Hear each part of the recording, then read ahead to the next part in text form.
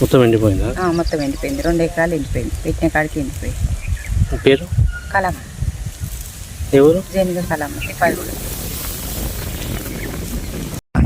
ఊరగా మొత్తం నష్టపోయినాం సార్. మొత్తం దగ్గర దగ్గర 10 ఎకరాల పొలం ఆగమాగం అయిపోయినాం. రైతుని ఆదుకుంటూ దిక్కే లేదు ఇక్కడ.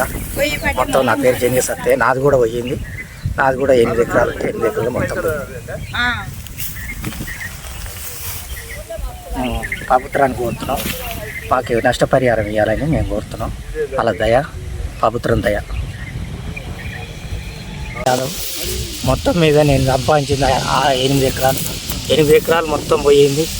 ఏసీ సత్యకాలం ఉంది. రుణమాఫీ కాలేదు, ఏం కాలేదు. ఎక్కడ ఫిర్యాదు అయినా కానీ ఎవ్వరు పట్టించుకుంటలేరు మా రైతుల.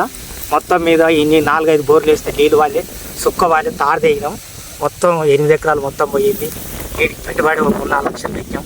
అది పోయింది, ఇది పోయింది సార్. మేము ఏం బతికే కాలం ఏం లేదు. ఈ కాలంలో అయితే ఉరి పెట్టుకొని సచ్చేది ఒకటే తక్కువ ఉంది. ఇంకో పని అయితే ఏం లేదు. మాకు వెనుక లేదు, ముందు లేదు. మొత్తం అప్పలప్పాలు అయిపోయినాం సార్. మొత్తం మీద ఇది నా పరిస్థితి. ఏం లేదు. ఇక ఇంకా 4 రోజులు అయితే ఉరి పెట్టుకొని సచ్చేది ఉంది, కానీ ఇంకో పరిస్థితి అయితే ఏం లేదు సార్. మొత్తం మీద మమ్మల్ని పట్టించుకోవాలి, ప్రభుత్వం పట్టించుకోవాలి.